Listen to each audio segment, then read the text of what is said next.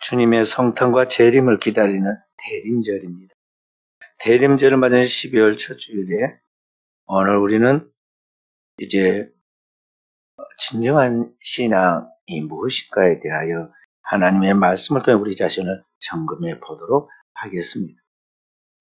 한 해를 마무리하고 새로운 한 해를 준비해가는 이 12월 달이 되면 우리는 우리 자신의 신앙을 돌아보면서 진정한 하나님을 믿는 백성으로서 우리가 거듭난 제자인가, 그리고 우리가 또 새로운 한 해를 시작해 갈 때 진정한 제자로서 우리가 어떻게 제자다운 삶을 살아가야 하는가를 되새김질해서 주님이 보시기에 기뻐하는 제자가 되고 주님의 축복을 받는 승리자가 되도록 해야겠습니다. 오늘 주님께서는 그의 말씀 산상보훈의 결론을 이야기하면서 나더러 주여 주여 하는 자마다 다 천국에 들어갈 것이 아니요 다만 하늘에 계신 내 아버지의 뜻대로 행하는 자라야 들어간다고 말씀하십니다. 여기 이 말씀을 한마디로 진정한 제자가 되어야 하나님의 나라에 들어간다고 그렇게 정의할 수 있겠습니다. 진정한 제자라는 것은 전심을 다하는 제자라 그렇게 말할 수 있는데요. 여기 영어로 표현하면요, radical disciple이라고 말할 수가 있습니다.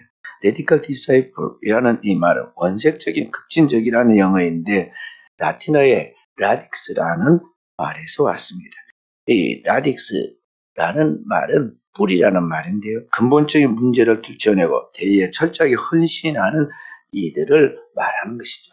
그러니까 오늘 우리는 하나님의 말씀의 뿌리에 굳게 서가지고 그 말씀을 삶에 적용해서 그 말씀을 따라 살아가는 진정한 전심을 다하는 사람들이라는 그런 것이죠. 그게 진정한 제자입니다. 오늘 우리는 우리 자신에 대하여 늘 나는 진정한 제자인가를 물어야 하겠습니다. 오늘 하나님을 믿는 그리스도인의 공동체인 교회 안에는 다양한 사람들이 있습니다. 다양한 수준의 성도들이 있습니다. 하나님 말씀을 받을 때 다 처음부터 완전한 그리스도인이 되고 성숙한 그리스도인이 되고 진정한 제자가 되는 것은 아닙니다. 우리는 이 땅에 사는 동안에 쭉정이가 알고게 될 수 있는 가능성이 있는, 가짜가 진짜가 될 수 있고 멸망할 죄인이 하나님의 나라의 성령에 인침받은 주님의 참 백성, 진정한 제자가 될 수가 있습니다. 그런 가능성이 놓여 있는데 어떤 사람은 시작이 중에 있고 어떤 사람은 중간 부분에 있고 어떤 사람은 거의 성숙한 완성 부분에 가 있고 각각 다릅니다. 우리는 앞에 간 사람들을 바라보면서 우리가 우리 자신도 뒤처지 않도록 선한 경주를 해야 하겠고, 우리는 뒤에 가 있는 사람을 멸시하지 않고 이제 막 믿기 시작한 그런 어린아이 사랑하는 자녀를 돌보듯이 우리가 잘 섬기고 돌봐서 함께 하늘의 부르심을 받은 백성으로서의 하나님의 나라를 위협으로 받는데 우리가 그 책임과 사명을 다하도록 해야겠습니다. 그렇다면 오늘 하나님 앞에서 진정한 제자의 특징은 무엇입니까? 뭉뚱그려서 가장 큰 특징은 뭐냐 하면은 세상에 살고 있지만 세상에 속하지 않는 삶을 살아가는 성도입니다. 이것을 다르게 말하면 불순응한 그런 삶을 살아간다, 또는 동화되지 않는 삶을 살아간다고 말할 수 있겠습니다. 넌 conformity라는 말인데요, 완전히 어떤 형태를 딱 규정해서 거기에 끌려가는 또는 거기에 동화되어서 그렇게 함께 어울려가는 것이 아니다는 것이죠. 성도는 이 세상에서 이중적인 책임을 갖게 되는데 한편으로 우리가 세상에 살고 세상에 속해서 살아가고 세상을 섬기지만, 그리고 세상의 증인으로서 하나님 앞에 역할을 감당하지만 우리는 이 세상에 동화되어 가지고 세상에 속한, 세상에 오염되어 있는 사람이 아니다는 것이죠. 세상에 결코 오염되지 아니할 그런 이중적인 삶을 살아야 한다는 것이죠. 마치 오리가 물에서 지금 수영하라고 물고기도 잡아먹고 또 물에서 놉니다. 물에서 놀지만 오리가 물속에 젖어가지고 완전히 물에 잠식당하거나 물속에 빠져서 거기에 허우적거리지 않죠. 물에 있지만은 물에 속하지 않고 물 위에 떠 있는 것과 같이 우리 그리스도는 세상에 살고 있지만 세상에 속하지 않는 자신의 정체성을 분명히 갖고 나가는 백성이 되어야 한다는 것이죠. 그래서 오늘 우리는 이 세상으로부터 두 가지, 도피해서도 안 되고 거룩함을 마음을 가지고 살려고 하기 위해서 우리가 중들처럼 머리를 감고 상속으로 들어가는 것 같이 도피하려고 해서도 안 되고, 눈치껏 적당하게 신앙생활을 한다고 해가지고 세상에 순응해서 나아감으로 소금이 그 맛을 잃어버린 것 같은 거룩함을 희생시켜서도 안 되는 것이죠. 그래서 그리스도인은 세상에 살고 있지만 세상에 속하지 않는다. 도리어 세상에 영향을 끼치는 자라는 것을 주님께서 너희는 세상의 빛이다, 세상의 소금이라고 그렇게 정의를 한 것입니다. 그래서 오늘 우리 그리스도인으로서 우리는 이 두 가지를 분별해야 합니다. 오늘의 이 세상이 어떤 세상인가에 대한 세상에 대한 그러한 우리가 분별력을 가지고 있어야 하고, 그 가운데 우리가 해야 할 일이 무엇인가, 우리가 추구해 나갈 이상이 무엇인가를 분명히 추구해 나가야 한다는 것이죠. 오늘 우리를 삼키려고 하는 이 세상 속에서 우리가 맞서야만 하는 현대인의 풍조의 첫 번째는 뭐냐면, 이 시대 종교적 다원주의로부터 우리는 맞서서 거기에 휩쓸리지 않고 거기에 분명한 메시지를 전해줄 수 있어야 하겠습니다. 오늘 현대사회에 가장 크게 유행하고 있는 기독교의 문제점은 뭐냐면은 이 종교 다원주의입니다. 기독교가 세상에서 유일한 하나님의 구원을 주는 최종적인 하나님의 답이라는 그 진리의 말씀을 거부하는 사상이 유행하고 있고 그게 종교화하고 있다는 것이죠. 그들은 뭐라고 말하냐면, 기독교는 그들만의 사상을 가지고 있는 한낱 그들의 의견일 뿐, 그것을 가지고 다른 종교를, 다른 사람들을 개종시키거나 다른 사람들에게 그렇게 하도록 강요해서는 안 된다. 그건 차별이며 오만이라고 말하는 사람들. 그래서 기독교를 비난하고 편협하고 독선적이라고 그렇게 지적하는 사람들이 많이 있습니다. 소위 지식 있고 교양 있다는 사람들이 그렇게 하는데, 그런 유행에 끌려가지 않도록 이들의 도전에 맞서서 교회가 교회의 정체성을 분명하게 보여주고 성도가 그것을 메시지로 말할 수 있어야 한다는 것이죠.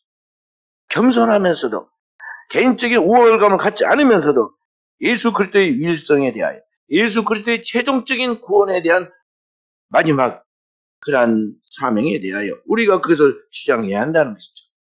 복음의 핵심은 예수 그리스도입니다. 성경은 하나님의 복음의 시작이다, 그러면서 하나님의 아들 예수 그리스도의 복음의 시작이라고 하면서 예수 그리스도가 복음인 것을 말씀하고 있는데, 바로 그 복음이신 예수 그리스도가 이 땅에 통정녀 마리아의 몸을 타고 빌어서 통해서 우리 가운데 오신 하나님의 아들이신 유일하신 성육신하신 분이라는 것, 그분이 십자가에서 피 흘려 우리의 죄를 담당한 속죄가 유일한 인류 구원의 답이며 속죄라는 것, 그분이 죽음에서 3일 만에 부활하는 그 사건이 인류의 첫 열매이면서 우리들에게 영생으로 나아가는 그러한 구원의 효력이 있는 역사라는 것, 그리고 나사렛에서 활동하셨던 바로 예수 그리스도, 그분이 바로 하나님이면서 인간이 되고 우리 죄를 담당하고 죽음을 이기고 승리하신 우리의 유일한 길과 진리와 생명된 분이시라는 것을 우리가 분명하게 믿고, 바로 그 예수 그리스도만이 우리의 삶 속에 유일할 뿐만 아니라 위대한 참 하나님이시라는 것을 우리가 세상에 선포해야 한다는 것이죠. 예수 그리스도의 복음에 대하여 초대교회 많은 박해가 일어났을 때 사도 베드로가 그 모든 무리들 앞에서 이렇게 외쳤습니다. 사도행전 4장 12절에 다른 이로서는 구원을 얻을 수 없나니 천하 인간의 구원을 얻을 다른 이름이 우리에게 없음이라고 말했어요. 두 번째로 오늘 우리가 이 현대 사회에 맞서서 대항하고 이 사회 속의 메시지를 전해야 할 것은 뭐냐면, 오늘 현대 사회의 물질주의 풍조를 우리가 막아서야 합니다. 하나님은 이 세상의 모든 것들을 창조하셨습니다. 이 물질 세계도 창조하셨고 그 모든 세계를 창조하신 우리에게 그 모든 것을 누리도록 축복하셨습니다. 하나님의 아들이신 예수 그리스도도 인간의 몸을 입고 이 땅에 오심으로 그의 성육신과 그의 부활의 물질 세계에 또한 통과를 하였습니다. 그리고 그분의 구원의 사건인 십자가와 부활의 사건, 그것이 영원한 생명에 대한 것을 우리에게 성찬의 의식을 통해서 세례와 성찬의 빵과 포도주를 통해서 오늘 우리를 구원하는 것을 우리의 행위를 통해서 체험시키기도 합니다. 그래서 인간의 삶에는 이 물질을 무시할 수가 없습니다. 그러나 기독교는 물질주의적이지 않다는 것을 알아야 합니다. 물질주의라는 것은 영적인 삶이 질식당할 정도로 물질적인 것들에 사로잡혀 있는 것을 물질주의라고 말합니다. 기독교는 현대사의 이 물질주의 풍조를 맞서야 한다는 것이죠. 주님은 그렇게 되지 않도록 하나님과 재물을 겸하여 섬기지 말라고 말씀하였고 내 보물을 땅에 쌓지 말고 하늘에 쌓아두라고 그랬어요. 하나님의 나라의 영원한 생명과 하나님의 나라의 상급과 그 부유함과 그 영생의 멸류관을 우리가 바라보면서 오늘을 살아야 한다는 것입니다. 사도 바울도 우리에게 어떤 형편으로든지 자족하기를 자기가 배웠느라고 말하면서 우리도 그와 같은 겸손하고 관대한 방식으로 살아가도록 권면했습니다. 내가 풍부에 처할 줄도 알고 빈천에 처할 줄도 알고 이 모든 것에 일체의 비결을 배워하느라 내가 그리스도 예수 안에서 내게 능력 주는 그리스도 예수 안에서 모든 걸 할 수 있다고 그랬습니다. 그렇지만 그는 항상 자기를 쳐서 복종시키고 자기 자신을 낮은 자에 처하고 다 가능하지만은 다 유익한 것이 아니다는 걸 알고 항상 그리스도 예수를 따르기 위하여 자기를 쳐서 복종시키는 이 땅의 것은 배설물처럼 여기고 나아가는 삶을 살았음을 볼 수가 있습니다. 아브라함과 동시대의 동방의 의인이었던 욥은 하나님의 엄청난 많은 축복을 받았지만 늘 고백하기를 그렇게 고백했습니다. 내가 못해서 알몸으로 나와 싸운 즉 또한 알몸으로 그리 돌아가올지라. 내가 어머니 뱃속에서 뻘거벗은 핏덩이로 알몸으로 태어났다는 것을 기억하고 죽을 때도 아무것도 하나도 가져가지 못하고 그리고 빈손으로 뻘거벗은 몸으로 가게 된다는 걸 인식하고 그렇기 때문에 내가 이 땅에 지금 살아있어서 갖기도 하고 또 그걸 읽기도 하지만 그것이 도대체 내 삶에 영향을 미치지 못한다고 고백하죠. 그래서 모든 걸 다 잃었을 때 주신 자도 여호와시고 취하신 자도 여호와시오니 여호와가 영광을 받으실지니라고 하나님을 찬송하고 원망치 않고 고백했던 것을 볼 수가 있습니다. 그렇기 때문에 오늘 우리가 이 땅에 살아가는 것은 이 욥의 고백처럼 알몸이 되는 두 순간 태어날 때 알몸, 죽을 때 그 알몸이 되는 두 순간에 짧은 순례의 여행을 하고 있다는 것을 알고 여행하는 자는 자기의 걸음을 가볍게 하도록 짐을 가볍게 만들어야 해요. 그게 지혜로운 삶입니다. 왜냐하면 결국 다 버리고 가고 남길 것이 아무것도 없기 때문에 그러한 것입니다. 오수 라제니스라는 사람이 쓴 수도꼭지라는 재밌는 이야기가 있습니다. 아라비아 이 로렌스라는 사람이 언젠가 12명의 아라비아인들과 함께 프랑스를 여행하게 됩니다. 12명의 아라비아인들은 생전 처음으로 그 사막을 벗어나서 외국 여행을 나왔는데 세계에서 가장 발달된 문명과 문화를 자랑하는 이 프랑스의 파리에서 큰 전시회가 열리고 있었습니다. 그래서 이 총사람들을 이 로렌스가 그 전시회에 데리고 가서 문명의 발달함과 놀라움을 감탄하도록 그리고 그들도 좀 깨어서 이러한 이상을 갖도록 전시회를 데리고 가서 구경을 시키는데 이게 좀 이상한 그 전시회에 따른 12명의 이 아라비아 사람들이 전시회에는 관심이 없고 맨날 호텔만 가자 그러고 호텔을 가서 뭐 한 거 했더니 빨리 올라가자 그리고 호텔에만 가면은 자기 숙소로 뛰어 올라가더니 욕실로 들어갑니다. 그리고는 수도꼭지를 틀어놓고 물을 아주 가득 차게 욕조에 받아놓고 그 속에서 막 수영하라고 뛰고 놉니다. 일주일 동안 계속 지금 이 전시회 구경을 시켜야 하는데 데리고 가는 것도 고역이고 이게 구경을 건성건성으로 하니까 말이죠. 인솔한 사람도 흥이 안 납니다. 그리고 언제 끝나냐고 막 자꾸 묻고 끝나기만 하면 호텔에 막 달려와가지고 욕조에 뛰어들어가서 나오지를 않습니다. 그래서 이해를 했습니다. 물이 귀한 사막 지역에서 왔으니까 그럴만도 하지. 내가 이해해야겠다. 처음에는 화가 났다가 나중에 이해를 했습니다. 그리고 그렇게 해서 여행이 끝나고 마지막 날이 되어서 짐을 꾸려가지고 공항으로 떠나가야 합니다. 그런데 몇 시까지 다 짐을 꾸려가지고 도비로 내려오시오 하고 이야기를 했는데 도비에 내려가 보니까 아라비아인들은 한 사람도 보이지 않습니다. 비행기 시간은 정해져 있고 그 시간 안에 도착을 해야 하는데 출발 시간이 촉박합니다. 로렌스가 기다리다가 이게 도대체 어찌된 일인고 하고 찾아서 올라갔더니 거실에도 없습니다. 그래서 혹시 욕실에 또 들었나 하고는 욕실문을 열어보니까 12명이 거기 욕실에 들어가서 수도꼭지를 잡고는 막 낙노를 하고 있습니다. 수도꼭지 떼가려고. 그래서 뭐 하는 일이냐, 무엇들 하고 있느냐 하고 로렌스가 물어보니까 태어나기 이야기합니다. 이 수도꼭지 가져가려고요. 아라비아에 가서도 목욕을 즐기고 싶어요. 그들은 수도꼭지에서 물이 나오니까 수도꼭지만 가져가기만 하면은 물이 나올 줄 알고 그 수도꼭지를 뛰어가려고 12사람이 손상 없이 뛰려고 그렇게 머리를 싸매고 지금 노력을 하고 있는 것입니다. 수도꼭지가 떼가면서 물이 나옵니까?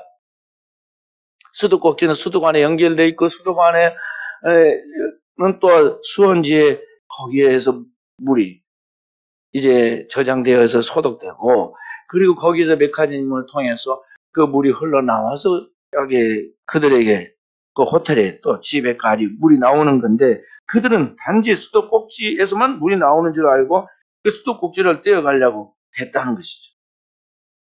정말 우습고 재밌는 이야기 같지만요. 현대인들이 그렇게 살아간다는 것입니다. 오늘 현대인들의 삶도 중요한 본질은 놓치고 덜 중요한 비본질적인 것에 매달리면서 인생을 온통 낭비합니다. 인생의 핵심 가치인 본질은 놓치고 엉뚱한 지역적인 것들의 일생을 달리고 헛수고를 하고 있다는 거죠. 성경은 우리에게 위의 것을 찾고 생각하라고 했습니다. 땅의 것을 생각하지 말라고 했습니다. 왜냐하면 보이는 것은 일시적이고 비본질적인 것이고 보이지 않는 것은 영원하고 본질적인 것인데 이 세상 우리가 보고 있는 이 눈에 보이는 것, 물질적인 세계에는 그걸로 말미암아 되어진 것이 아니라 보이지 않는 영원한 세계로부터 유래하는데 바로 그 영원한 보이지 않는 세계로부터 눈에 보이는 세계로 만들어 가신 분이 누구냐? 바로 그 하나님의 말씀이시다. 말씀이 이 모든 세계로 지어졌다고 히브리서 11장 3절에 말씀하고 있습니다. 그런데 현대인들은 이 눈에 보이는 현상 세계, 물질의 세계와 보이지 않는 영원한 세계와 하나님의 신적 세계의 그 차이를 이해하지 못하고 구분하지 못하고 이 땅의 일시적으로 비본질적인 것, 물질적인 우선순위를 두고 그것에 대한 애착과 탐심으로 수도꼭지 떼어가려고 하는 이 아라비아 사람들처럼 이것을 쫓아서 온갖 애착과 탐심으로 그렇게 달려가다가 그 해로운 정력이 결국에는 그 자신의 운명을 망치게 만드는 것이죠. 디모데전서 6장 9절부터 10절에 그러한 말씀이 나옵니다. 디모데전서 6장 9절부터 10절 말씀 함께 부하려 하는 자들은 시험과 올무와 여러 가지 어려웠고 해로운 욕심에 떨어지는 그 사람으로 파멸과 멸망에 빠지게 하는 것이라. 돈을 사랑함이 일만 악의 뿌리가 되나니 이것을 탐내는 자들은 미혹을 받아 믿음에서 떠나 많은 근심으로 자기를 찔렀도다. 오늘 우리 한국을 지금 망치게 하고 있는 다음 세대에 또 우리 젊은이들과 또 우리의 후손들을 망치하는 것들이 전부 다 이 오행주의, 한탕주의, 이 물질에 대한 집착과 탐욕들이 세상을 망하게 합니다. 그런 것들이 지금 저 위에서부터 저 아래까지 완전히 많이 총체적으로 부패해 가고 있다는 것을 우리가 뉴스를 통해서 쭉 보잖아요. 검증을 해보면은 인사 검증을 해가지고 뭐 장관을 임명하든 또는 뭐 국회의원을 세우든 누가 뭘 세우려고 검증을 딱 들어가고 보면은 다 그게 나오잖아요.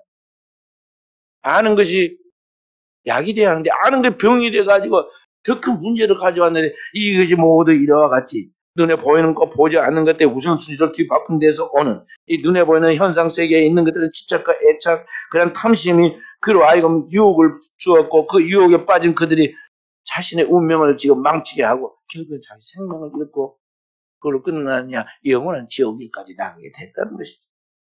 그렇기 때문에 오늘을 사는 여러분과 저는 이런 물질주의의 생각들 그런 삶의 스타일들을 배격하고 그러한 가운데서 그리스도의 정신이 뭔가를 가르치도록 해야겠습니다.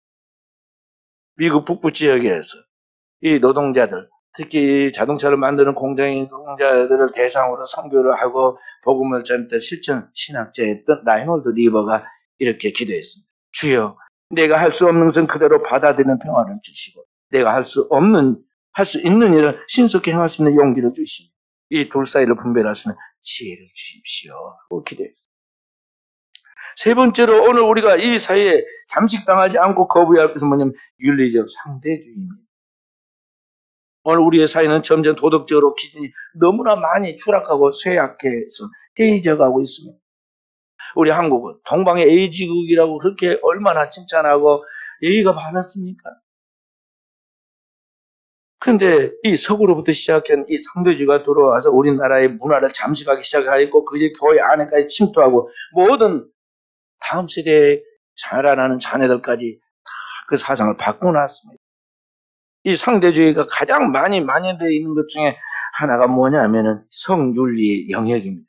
1960년대부터 시작된 성혁명이라는 이름으로 성적인 이 윤리의 부분이 망가졌는데 세계 제1차 대전과 제2차 대전이 끝나고 사람들이 자유와 평화가 다가오니까 그 하나님 주신 자유를 방조의 기여를 삼고 그런 것들이 이 남녀의 관계에서 성적인 부분에 파괴를 가져왔습니다. 성경은 우리에게 결혼은 일부 일처제해야 한다고 분명히 말씀하였고 서로 다른 남녀의 성을 가진 사람들이 연합하여 하나님의 성적 친밀함을 나누며 살아가도록 그렇게 정하였습니다. 그런데 현대사회는 이것을 무시합니다. 이런 성적 윤리를 무시하고 자기 마음대로 정해가지고 자기가 자기의 취향에 따라서 음식을 고르듯이 고르고 자기가 하고 싶은 대로 생활 스타일을 갖듯이 그렇게 할 수 있다고 생각합니다. 그래서 우리나라에서는 절대 있을 수 없었던 이 혼전 동거가 그냥 보편화되기 시작했고 더 나아가서 이제 동성애 같은 것은 동성애가 아니라 과거에는 뭐라고 그러냐면 아주 변태라고 그러고 뭐 이상하게 좀 말했는데 지금은 그렇게 부르면 큰일 나게 그렇게 생각을 합니다. 그리고 그래서 표장을 하기를 사랑이라고 표정하죠. 그래서 동성 간에도 사랑이기 때문에 그걸 동성애라고 사랑하기 때문에 혼인할 수가 있다고 결혼의 한 형태로 인정하고 인정하지 않으면은 도리어 그 사람을 처벌하도록 제도로 만들고 법으로 제정한. 만약 그렇게 말하는 사람이 있다면 차별이라고 말하고 인권을 유린한다고 말합니다. 이것이 우리 한국 사회에 지금 큰 골칫거리가 되어 있는데요. 서구 사회는 이미 이러한 것들이 법제화되어 가지고 그러한 것들을 함부로 할 수 없는 그러한 사회가 되고 말았어요. 그래서 보면은 이게 이성적인 것이 너무 난잡하고 이상하게 되어가지고 마치 성경의 소돔과 고모라 때 천사들이 왔는데 그들을 단순한 사람으로 생각해가지고 그들을 이렇게 붙들어가지고 그들의 동성의 대상으로 삼으려고 했던 것 같이 마치 오늘날 이 사회가 그렇게 아주 극단적인 사회로 나갔어요. 동성애뿐만 아니라 짐승과도 결혼을 하고 최근에는 보니까 해외 토픽에 자기가 지금 돈 줘가지고 산 인형이 있는데 그 아이돌이라고 하는 뭐 인형을 사가지고 그 인형과 2년 동안 사랑을 했는데 이제 결혼하겠다고 인형을 얻고 면사포로 씌워서 결혼하고 같이 신혼여행을 어디로 가는데 거기에 뭐 걸리는지 안 걸리는지 그 검색하고 뭐 그런 것도 나왔어요. 그런데 이게 얼마나 비정상이고 그리고 그런 사고방식 나오면 다음 세대가 어떻게 되겠습니까? 우리 한국 사회가 그렇지 않아도 결혼을 안 하고 결혼을 해도 늦게 하고 지금 그러한데 그래서 지금 출산율이 저하됐습니다. 이번에 고3 학생들이 지금 대학교 가는데 그 수능 봐야 할 학생들이 40만이 못해 39만은 몇 명이에요. 우리 자녀들 때도 학급에 많은 지금 여학생들 줄고 남학생들도 많았는데 저희 자녀들 때 그때 70만 명이었어요. 한 학년이. 그 입시생들. 근데 지금 40만이 못 된다. 절반을 딱 줄였어요. 그런데 그나마 이제 이렇게 이런 게 법제화돼 가지고 이게 정상적 결혼을 하지 않으면 나라가 어떻게 유지되겠습니까? 5천만 이하로 인구가 떨어지면요. 그 국가로서 구실을 하기가 거의 어렵습니다. 그런데 이 동성애자가 하도 많아지고 이상한 그런 그들로 말하면 성소수자들이 많아져 가지고 그들이 숫자가 굉장하니까 그들을 표로 계산해 볼 때 만약에 이들의 지지를 받지 못하면 내 이 정치적 영향력에 큰 손실을 가져오겠다 싶으니까요. 그러한 사람들의 통제를 받으려고 정치적 계산 속에서 이들을 갖다 법제화하는 걸 도와줍니다. 그러나 성경은 예수 그리스도가 분명하게 제자들에게 가르치신 것이 뭐냐면 이 혼인의 지에 대하여 창세기 1장 17절의 말씀을 인용했습니다. 사람을 지으시니가 본래 그들 남자와 여자로 지으시고 창세기 2장 24절 그러므로 사람이 그 부모를 떠나서 아내와 연합하여 한 몸을 이룰지로다 하였으니 주님이 마지막 결론을 내서 창세기 마태복음 19장 44절에서 6절에 그러므로 사람이 그 부모를 떠나 하나 연합하여 한 몸이라 할지니 하나님이 짝지어 주신 것을 사람이 나누지 못할지니라. 하나님이 짝지어 주신 것을 사람이 나누지 말라고 주님께서 분명하게 결혼 제도에 대해서 말씀했습니다. 이것이 기독교의 성과 결혼의 윤리에 바로 이러한 것들을 분명하게 그리스도인들은 말하고 가르치고 다음 세대에 가르치고 또 그런 것들에 대해 선포해서 오늘의 이 만연되어 있는 윤리적 상대주의에서 잠식당하지 않도록 그런 것이 당연한 것 같이 여기서 다음 세대 영혼들에게 피해가 가지 않도록 우리가 만들어야 한다 하는 것입니다. 미국의 유명한 상황 윤리자인 아브라함 에딜이라는 사람은 그의 에디컬 저지먼트라는 그 책에서 윤리적 판단이라는 책에서 윤리는 결국 자의적인 것이다. 그러므로 모든 것은 상황에 따라 달라진다. 공부를 많이 하는 윤리 철학자인 이 사람이 말하기를 윤리는 자의적인 것이기 때문에 상황에 따라 달라질 수 있다고 그렇게 말을 했어요. 그러니까 그런 것들이 이제 상황 윤리를 대변해주는 말들이거든. 하나님의 규범을 성경에 있는 그 말씀 그대로 받아들이지 않고 개인에 따라서 윤리적 판단을 상황에 따라 다르게 할 수 있고 그걸 받아들여야 한다는 이야기인데요. 이게 얼마나 잘못된지를 지금 서구 사회가 모르고 시행착오를 지금 범하고 있어요. 지금은 많이 후회하지만 이미 거스를 수 없는 대세, 악의 세력에 잠식당해서 거스를 수 없는 대세가 되었어요. 그러나 오늘 진정한 그리스도인 된 우리는 이런 현실적인 윤리적 유행과 상황 속에서도 여전히 예수 그리스도만이 우리의 주님이시고 그 주인이신 주님께서 말씀하신 것 절대 신뢰의 믿음을 받아들여야 한다는 것을 선포해야 한다는 것이죠. 아무리 이 시대가 현대 트렌드가 이렇게 상황 윤리적으로 나간다 할지라도 교회가 그걸 따라가서는 안 되는 것입니다. 교회가 요새 보면은 마음에 드는 것은 받아들이고 그렇지 않은 걸 거부하면서 편집하고 조작을 해요.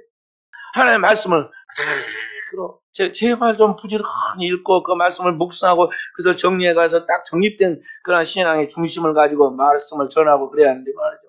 분위기에 편승해 가지고 자꾸만 문제를 일으키고 있는 안타까운 모습들을 교회에서 봅니다.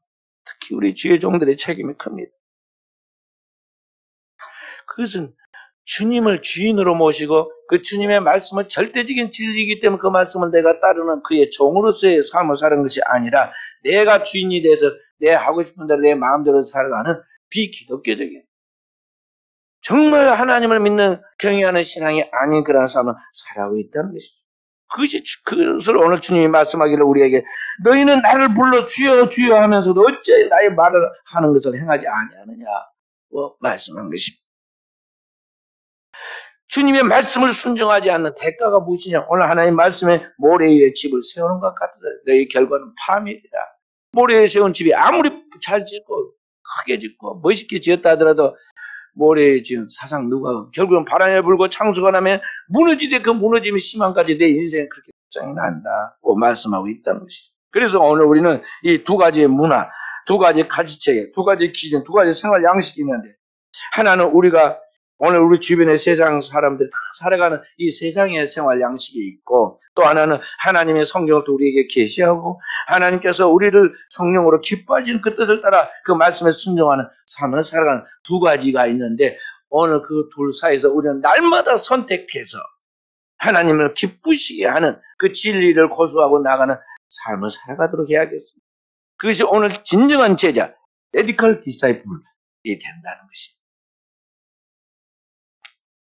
마지막으로 우리가 현대사회에 거부할 것은 나르시시즘입니다.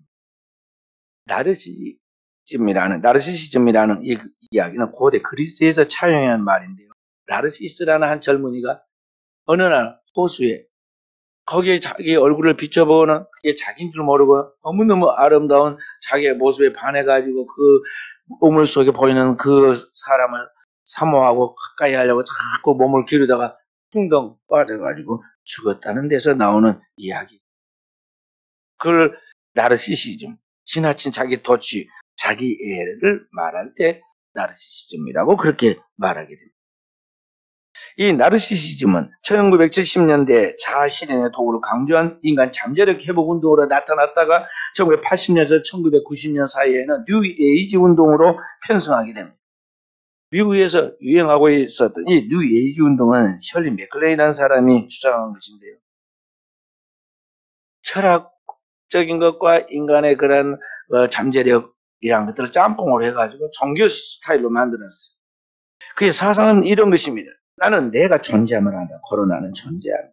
나는 신적인 힘이 있음을 안다. 고로 그것이 존재한다. 나는 그 힘의 일부분이므로 나는 스스로 있는 자이다. 영어로 하면 I'm that I am. 나는 스스로 있는 자다. 어디서 많이 들은 것 같지 않아요?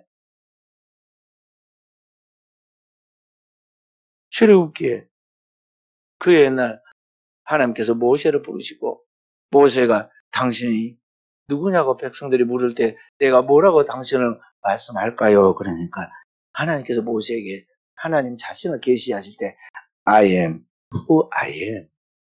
나는 스스로 있는 자 아니라 그렇게 말씀하는데 아니 그 하나님의 말씀을 완전히 패러디해가지고 나는 스스로 있는 자이다. I am that I am. 그렇게 표현을 했어요. 뉴 에이지 운동은 완전히 반기독교적인 사상입니다. 그 뉴 에이지 운동은 내 자신을 돌아봐라. 내 안을 봐라. 우리 자신을 탐구해봐라. 그렇게 말하고 있어요. 오늘 우리 안에 우리를 해결할 수 있는 것들이 다 들어있기 때문에 오늘 우리는 다른 것을 볼 것 없고 자기를 보라는 것이죠. 다른 곳에서는 구원이 올 수 없고 오늘 우리가 우리의 구원자가 될 수 있다. 그렇게 가르치고 있어요. 그래서 자신을 극대화시키고 자신을 신적 존재로 이렇게 이제 만드는 거죠. 마치 사람이 부처가 될 수 있다고 생각하게 만드는 것과 거의 비슷한 이야기죠. 그런데 문제는 이런 뉴 에이지 사상과 같은 가르침이 교회 안에도 침투해 들어와서 그리스도인들도 뭐라고 말하냐면 하나님과 이웃을 사랑하고 거기에서 끝나는 것이 아니라 우리가 우리 자신을 사랑해야 한다고 이렇게 이야기해요. 그런데 앞에 것은 빼고 세 번째 우리 자신을 사랑한다는 것이 제일 마음에 와 닿고 그 마음에 좋아요. 그래서 사람들은 자기를 사랑해야 한다고 생각해요. 그게 얼마나 달콤하고 그럴듯한데 사실은 성경적이지 않은 잘못된 것을 알아야 합니다. 성경의 주님께서는 율법의 큰 계명 두 개를 이야기하면서 마태복음 22장 37절부터 40절에 뭐라고 그랬습니까?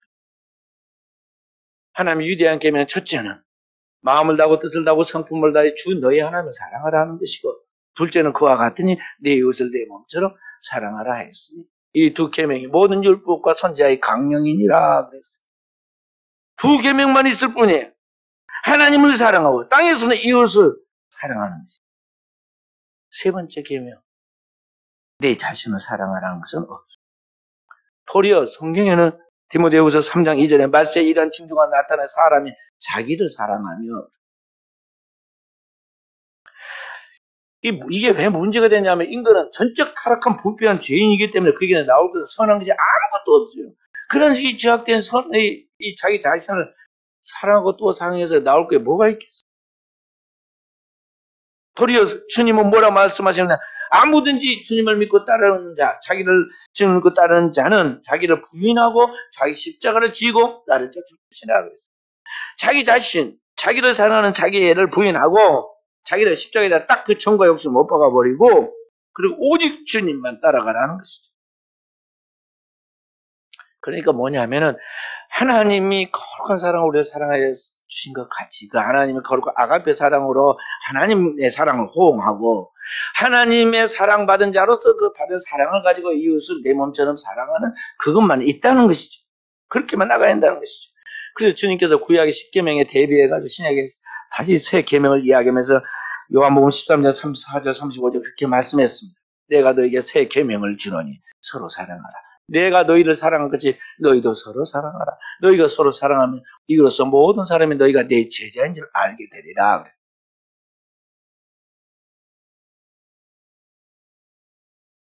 그렇게 살아가야 돼. 그런데 놀랍게도 우리는 우리 자신에 대한 건강하지 못한 몰입에 빠집니다. 우리의 전 존재로 하나님을 사랑하고 우리 자신처럼 이웃을 사랑하는 것으로 나가야 하는데 그렇게 해서 그 공동체가 교회 공동체이고 섬기는 공동체이고 사랑의 공동체이고 주님의 몸을 이루는 것인데 우리는 그 사랑으로 나아가지 않는데 오늘 현대사회에 문제점이 있다는 것입니다. 13세기 스페인 왕이 신화했던 레이몬드를 사랑하지 않는 자는 살아있는 것이 아니다. 그랬습니다. 다시 말해서 사람은 사랑함으로써 인격이 완성되고 사랑이 없다면 그 인격은 붕괴된다는 그런 이야기인데 사도 요한이 그 체험을 했거든요. 사도 요한이 성격이 아주 불같은 제일 젊으니까 혈기가 많았어요. 그래서 화가 나니까 막 예수님 영접하는 사마리아 사람들을 보고 하늘에 불이 떨어져 저를 살라버릴까요? 막 이러다가 예수님한테 책망받은 사람이거든요. 그리고 별명이 그러지 말라고 주님께서 보아내게 벼락의 아들, 우리의 아들이다. 그렇게 별명을 붙여줬어요. 그 사도가 하나님의 은혜를 받고 거듭나고 성령 받고 난 다음에 그의 성품이 변화됐는데 그의 마음에 주님을 보고 깨닫고 자기가 주님을 닮아간 게 뭐냐면 사랑의 사도가 됩니다. 그래서 그는 하나님은 사랑이시다. 주님에게 그가 받은 가장 큰 은혜, 그가 깨닫고 적어놓은 그의 요한복음 13, 3, 4절에 주님께서 새 계명을 너에게 준데 서로 사랑하라. 그 말씀했다고 이야기해요.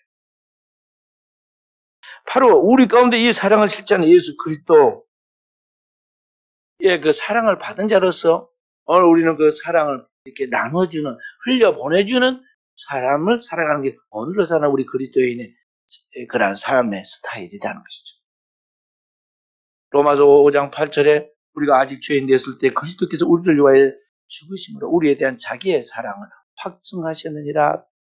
하나님에 대한 자기의 사랑을 확증하는 것이 그리스도가 십자가에서 죽으신 그 죽음인데 그 하나님의 사랑을 받은 자로서 우리가 그 사랑을 가지고 가정에서 그 사랑을 가지고 공동체에서 그 사랑을 가지고서 모든 사람들 가운데서 심지어 나를 해하는 원수까지도 사랑해 가야 한다는 것이죠. 말씀을 마치도록 하겠습니다. 오늘의 우리의 삶 속에 소망이 무엇입니까? 한 해를 마무리하고 새로운 한 해를 시작하면서 땅의 것을 소망 삼으면 그것은 한 주가 못 갑니다. 아무리 재밌고 좋은 것도 또 기쁜 것도 한 주 이상 갑니까? 그 사라지고 소멸하고 없어질 것들입니다. 우리가 주객이 전도되지 않도록 깨어있어야 합니다. 거룩한 영성을 소유해야 됩니다. 오늘 우리 안에 버려야 할 것과 취해야 할 것.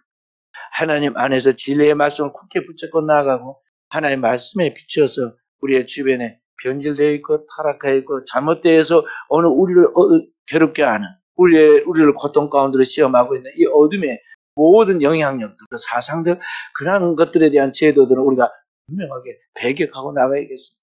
그런 것들이 내 안에, 내 의식 속에 들어와 있지는 않은지, 나의 삶을 지배하고 있지 않은지, 우리는 늘 깨어 있어서 하나님 앞에서 우리 자신을 진리 안에 세워 나아감으로 오늘의 이 시대에 하나님이 쓰시는 진정한 제자로서의 복된 삶을 성취해 갈 수 있기를 주의 이름으로 축원드립니다.